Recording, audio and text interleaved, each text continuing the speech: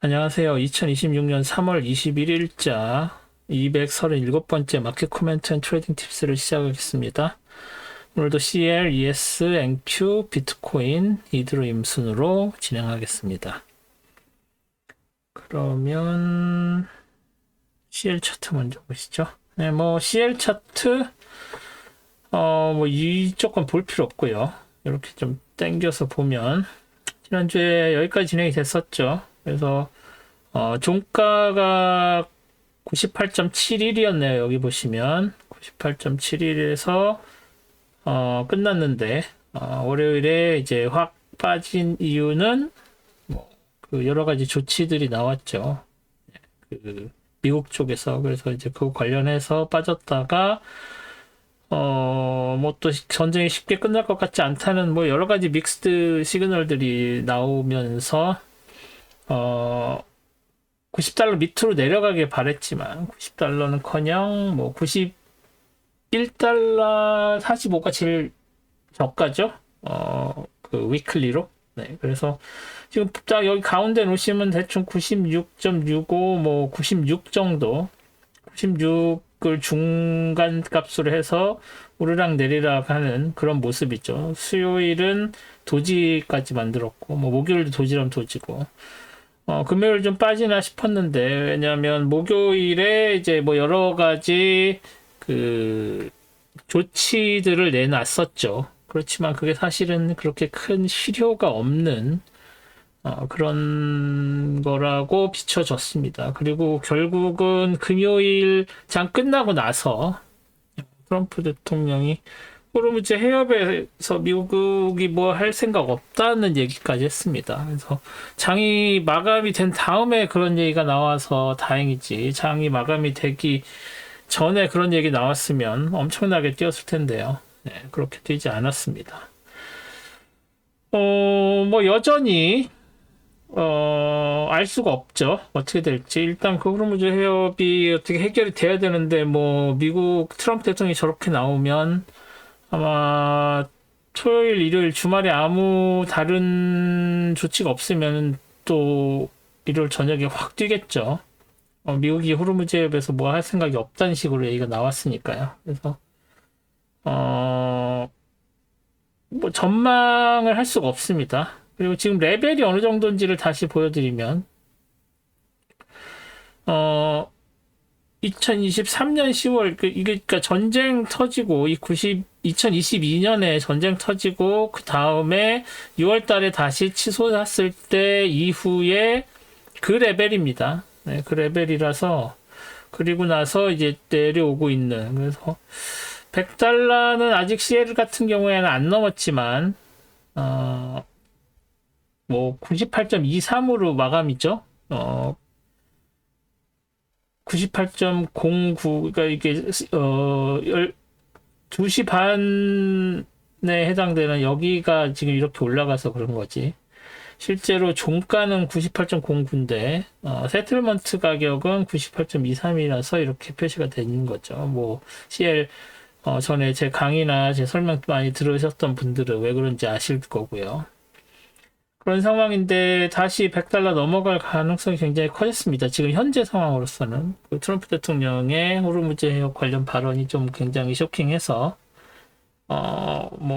그게 만약에 한국, 중국, 일본이 호르무즈 해협에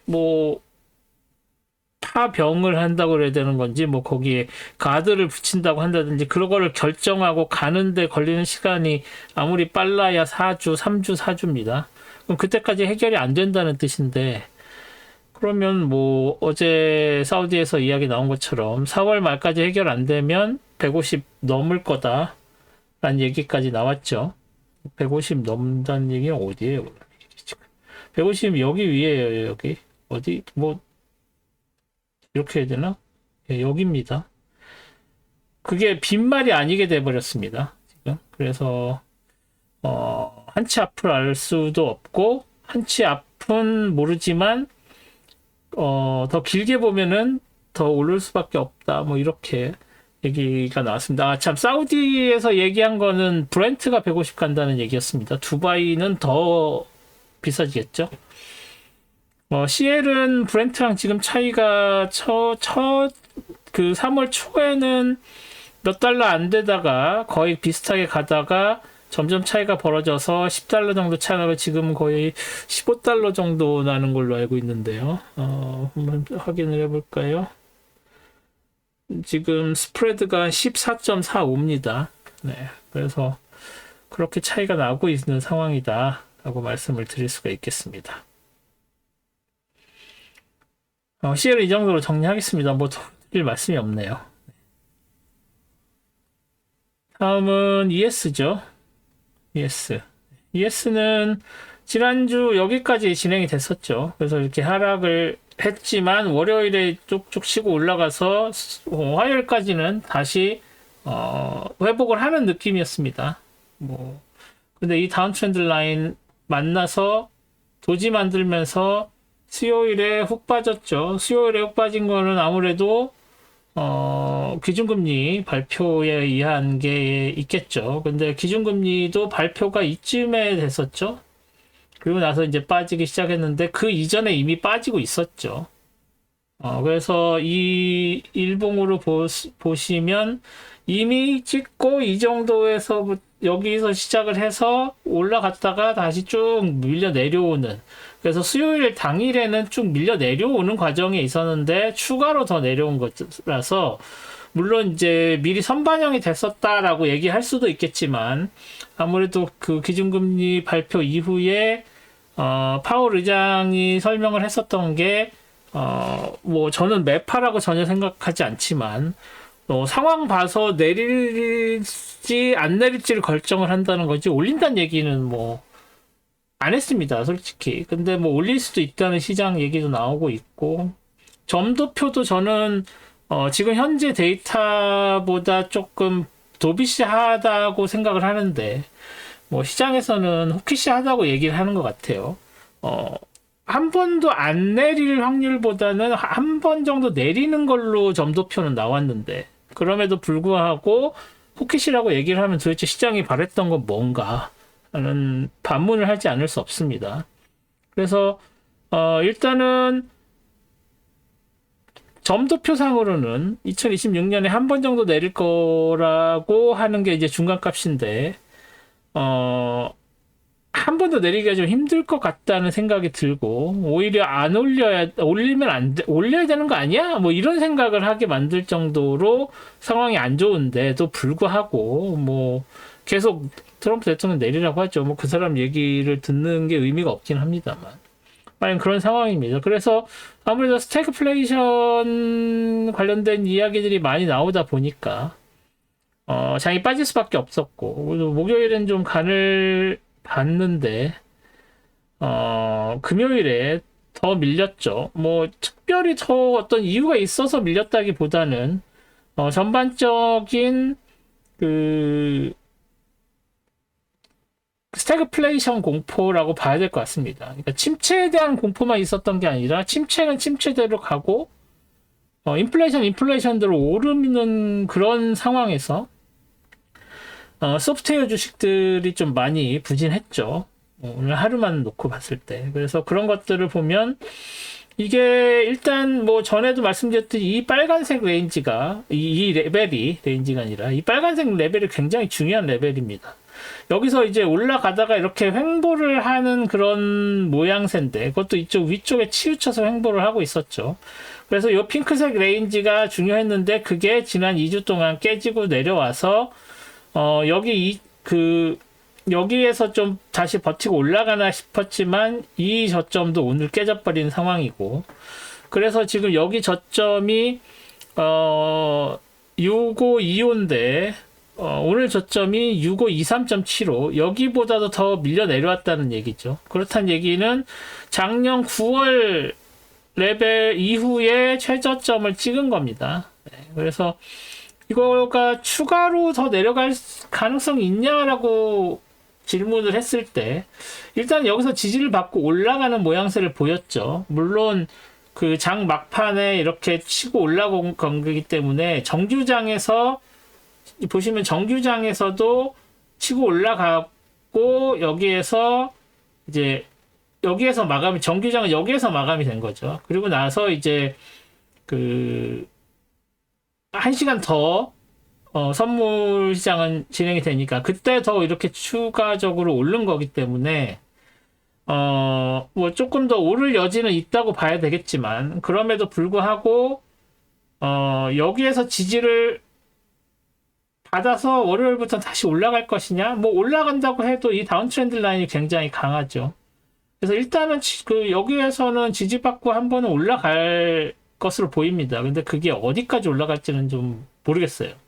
하지만 올라간다고 해서 끝까지 다시 치고 올라가서 여기까지 갈 수 있느냐는 좀 힘들다고 봅니다. 일단 이 저항선을 맞아서 다시 밀려 내려와서 이 6540.25가 좀 위험한 상황. 그리고 물론 우리는 한 개 더 있죠. 물론 이제 NQ는 좀 다르긴 하지만 ES는 여기에서 한 번 더 있습니다. 그래서 여기까지는 아직 내려오지 않고 여기까지 내려오면 이제 큰일 나는 거다. 그래서 뭐 이쯤에서 다시 지지받고 올라갈 거다. 이렇게 생각은 하지만 그럼에도 불구하고 여기까지 내려올 가능성이 전혀 없는 것은 아니기 때문에, 그래서 일단 이 6540.25가 어떻게 될지를 좀 다음 주에 보고 추가 판단을 하셔야 될 것 같습니다. 그래서 일단 여기서 한 번은 지지받고 올라와서 6696.75까지는 못 가도 중간까지는 일단은 간다고 봐야 될 것 같습니다. ES는 그런 정도다 하고 말씀을 드릴 수가 있을 것 같습니다. 이런 거 뭐예요? 이런 거 지워버리죠. 필요 없습니다. 이런 애도 마찬가지.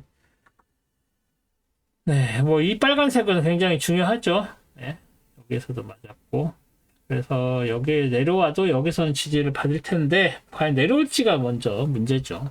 그래서 이 파란색 이것도 뭐 예, 나름 강한 지지선이기 때문에 내려와도 여기서 지지받고 여기서 지지받고 할 텐데, 네, 이 빨간색이 과연 깨질지는 두고 봐야 하겠다 정도로 ES는 정리를 하도록 하겠습니다. 다음 앵큐네요. 앵큐.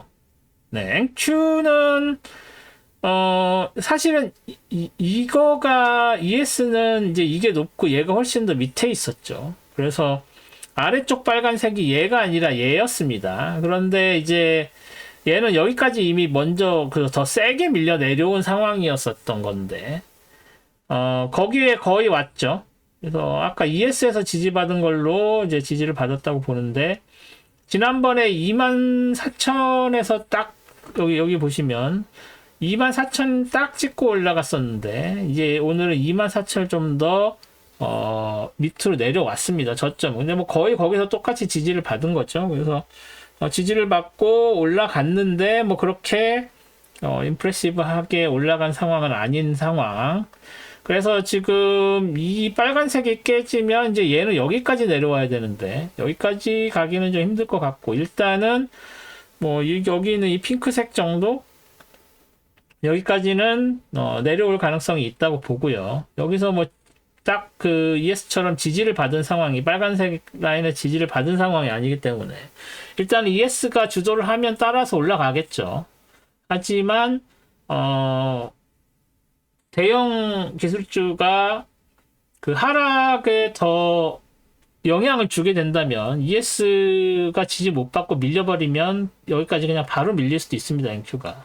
그 다음에 얘는 별로 그렇게 강한 애가 아니죠. 여기 보시면.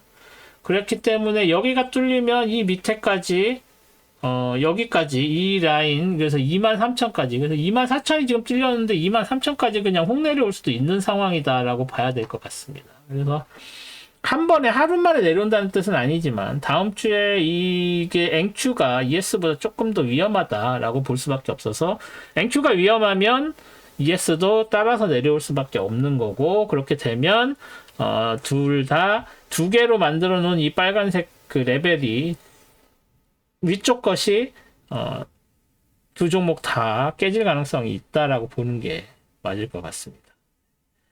그래서 뭐 그런 상황이고요. 얘네들 치워주고 얘네들도 치워주고 뭐 지울 게 많네요. 방금 걔는 아닌데 얘죠 얘. 왜 안 지켜. 그래서 이거를 일단은 이 밑에서 올라오는 이 빨간색 지지선, 이 추세선으로 만들어진 지지선도 일단은 뚫린 걸로 봐야 됩니다. 여기서 지지를 받았어야 되는데 지지를 못 받고 밀려 내려온 상황이죠. 그래서 뚫렸다고 봐야 될 것 같습니다. 그래서 월요일에 어떻게 시작될지 모르겠는데 일단은 하방 리스크가 좀 더 크다라고 보는 게 맞을 것 같다 정도로 NQ는 정리하겠습니다. 다음 비트코인 있죠? 네, 뭐 비트코인은 그래도 좀 잘 나간 편이었어요. 왜냐면 월화 올라갈 때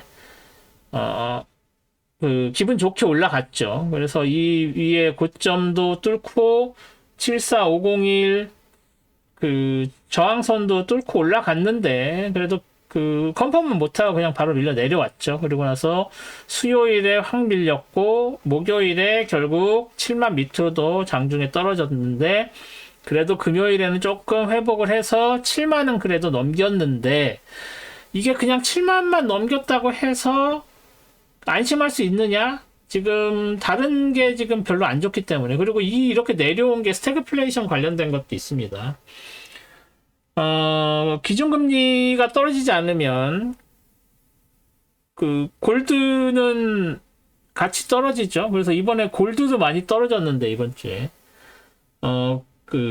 장기금리가 올라가면 기준금리는 떨어지는 패턴이 나옵니다, 요새는. 그래서 골드가 떨어지면 아무래도 비트코인도 크립토도 이제는 뭐 어셋으로 조금 이따 말씀드리겠지만 SEC에서 CFTC 소관이다, 시큐리티 아니다, 이거는 굿즈다라고 유권 해석을 내렸죠. 그래서 크립토 커런시는 이제 시큐리티가 아닙니다. 미국 법에서 유권 해석을 하기로 상품입니다. 상품.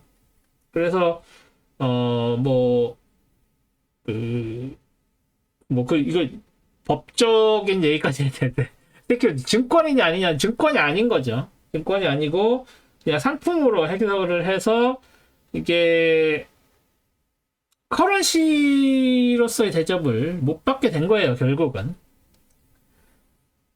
이펙티브하게 커런시를 사용을 할 수가 있겠지만, 일단, 기존에 있었던 개념의 커런시는 아니고 상품으로 취급을 받게 됐다. 그래서 상품으로 규제를 받게 됐는데, 그렇게 하다 보니까 이제 아까 말씀드린 것처럼 골드처럼 취급을 당하는 거죠. 그래서, 시장금리가, 국채금리가 올라가고 있어서 올라가게 되면 이제 빠질 수밖에 없고, 기준금리가 내려오지 않으니까, 국채금리도 같이 따라서 올라가게 될 수밖에 없죠. 그래서 그렇게 됐을 땐 골드 떨어지고 비트코인도 떨어지는 그런 분위기가 되면서, 다음 주에 추가로 더 하락할 가능성이 없지 않습니다. 물론, 다른 어셋 클래스들의 움직임하고 이제 연동이 되겠지만, 지금 당장은 다시 74K 그쪽으로 올라가는 게 좀 쉽지 않아 보입니다. 그래서 여기까지는 못 가고 한 이 근처에서 7만을 기준으로 이렇게 위아래로 이렇게 오실레이트하는 그런 분위기가 되지 않을까 하는 생각이 듭니다. 지금 현재로서는 그렇습니다. 이게 그냥 차트만 보고 얘기한 게 아니라 그런 펀더멘탈까지 보게 되면 이번 주에 있는 고점을 뚫고 올라가기는 좀 어렵지 않을까. 일단은 여기서 다시 이 핑크색 라인 안쪽에서 횡보를 할 가능성이 커졌다라고 보는 게 맞을 것으로 보입니다. 비트코인은 이 정도로 정리를 하겠습니다. 마지막으로 이더리움이네요. 네, 이더리움. 이더리움도 아까 보신 7만에 해당하는 라인이 이 빨간색 라인입니다. 그래서 이 빨간색 라인이 비트코인 7만에 해당하는 라인인데, 그것보다 훨씬 많이 치고 올라갔죠. 그래서 월요일에, 이더리움이 비트코인보다 훨씬 많이 치고 올라갔습니다. 근데 이제 지난주랑 그 전주랑은 비트코인이 상대적으로 많이 올라갈 때 이더리움이 따라가지 못하는 느낌이 있었는데 그걸 한 방에 거의 만회했다고 봐야겠죠. 월요일에. 그리고 나서 화, 수, 목 떨어졌고 금요일에 도지 만들면서 보합을 보였는데 얘도 마찬가지. 이 핑크색 저항선의 안쪽으로 일단 내려온 상황이고, 그래서 이 레인지 안쪽에서 장이 펼쳐질 확률이 좀 높아졌다라고 봐야 될 것 같습니다. 그래서, 토요일, 일요일 어떻게 될지 모르겠는데, 비트코인은 확실히 그 레인지 안쪽으로 들어온 게 맞는데, 얘는 아무래도 위쪽에 이렇게 걸쳐 있어서, 뭐, 이 위쪽으로 올라갈 수도 있겠지만, 고점을 뚫고 추가 상승을 할 여지는 조금 없지 않나 하는 생각이 듭니다. 지금 현재로서는 뭐 얘 같은 경우에는 지금 횡보라고 할 수 없으니까 패러렐 채널을 하나 정도 그려줄 수 있을 것 같네요. 이 정도로 패러렐 채널을 그리면 이 정도로 맞아 떨어지겠죠. 뭐 얘를 좀 더 이거에 맞추면 여기서 이렇게 맞출 수도 있겠습니다만 뭐 그 정도까지 가파르 보이진 않고요. 일단은 이 정도로 놓고 레인지를 보셔야 될 것 같습니다. 그래서 얘가 이렇게 내려와서 이쪽까지 되면 다행인데 얘가 저 밑으로 내려와서 얘를 뚫고 내려가게 되면 이제 횡보로 다시 전환하는 거죠. 근데 이더리움만 놓고 보면 비트코인보다는 조금 더 상승세가 눈에 보입니다. 하지만 어떻게 될지는 좀 두고 봐야 될 것 같습니다. 네, 이더리움도 이 정도로 정리하겠습니다. 뭐, 기준금리 있었고, 마이크로 테크놀로지였나요? 네, 마이크론이었나? 실적 발표가 있었죠. MU가 이름이 뭐였죠? 그래서 그 MU 때문에 좀 기대를 했습니다. 시장은. 워낙 실적도 잘 나왔고, 가이던스도 좋았는데, 가이던스가 좋은 거를 실현하기 위한 추가 투자 비용이 조금 너무 비싸다는 의견이 많이 나왔다고 합니다. 그런 부분들 때문에, 시장을 끌고 올라가는 그런 분위기를 만들지 못해서, 기준금리 발표 이후에 밀리는 장을, 반등시키지 못하고, 덩달아서 다른 AI 주식들이나 소프트웨어 주식들까지. 소프트 주식은, 경기가 안 좋으면 더 안 좋아질 거다라는 것 때문에 밀려 내려왔는데, 그래도 AI가 있어 라고 하지를 못한 거죠. 근데 뭐 아직 뭐 AI가 있어가 남아있으니까, 그 부분에 다시 또, 뭐라고 해야 되죠? 영향을 받아서, 모를 여지가 있긴 합니다만 그럼에도 불구하고 쉽게 전체적인 장 분위기를 끌어올리기는 조금 어렵지 않느냐라고 보여집니다. 그래서 일단은 횡보하고 전쟁이 어떻게 되느냐에 따라서 좀 간을 봐야 되는 상황이고, 전쟁은 전쟁대로 지금 저렇게 계속 정치적으로는 뭐 의미가 있다라고 막 백악관에서 얘기를 하는데, 지금 안 그래도 재정 적자가 심한 상황에서 전쟁까지 저렇게 치러버리면 재정 적자가 당연히 더 커질 수밖에 없겠죠. 그러면 그게 주는 영향이 국가 경제에 미국 경제에 미치는 영향이 작지 않을 거라는 건 뭐 불보듯 뻔한 이야기고, 그렇기 때문에 그런 것들을 종합해서 전체적으로 경기가 내려갈 가능성이 좀 더 커졌다라고 보는 거고, 그런데 유가 때문에 인플레이션은 더 심해질 것으로 보이고, 그 얘기는 그 스태그플레이션 위험이 굉장히 커졌다는 얘기고, 거의 저는 스태그플레이션으로 간다고 개인적으로는 생각하고 있는데, 그렇게 되면 주식시장이 좋을 수가 없습니다. 네. 뭐 당연히 그렇게 미국 주식이 안 좋아지면 한국 주식에도 영향을 줄 겁니다. 그래서 아직은 더 오를 여지가 있다고 저도 생각을 합니다만, 한국 주식이 어느 시점에 가서 잘 이스케이프 하셔야 된다는 것도 좀 생각을 하셔서 언제든지 떠날 수 있도록 준비를 하고 계시는 게, 아직은 좀 더 올라갈 거라고 저도 생각을 합니다만, 이스케이프 해야 될 시점이 곧 올 수밖에 없을 것 같다라는 좀 비관적인 말씀을 드립니다. 뭐 제 생각이 틀릴 수도 있어요. 그러니까 너무 믿지 마시고, 하지만 제 의견은 이렇다라는 거 참고하셔서 다른 분들 의견도 들어보시고 자료도 더 모아서 개인적인 판단으로 투자 결정은 하시기 바랍니다. 네, 그럼 저는 오늘 여기까지 하고요. 오늘도 구독해 주셔서 시청해 주셔서 감사드리고, 구독과 좋아요 알림 설정 꼭 부탁드리고, 구독자 숫자가 정체되어 있습니다. 좀 널리 제 채널 좀 알려주셔서 좋은 이야기 널리 퍼뜨릴 수 있도록 좀 해주세요. 네, 그러면 저는 내일 스톡 차트 어널리시스로 다시 찾아뵙도록 하겠습니다. 고맙습니다.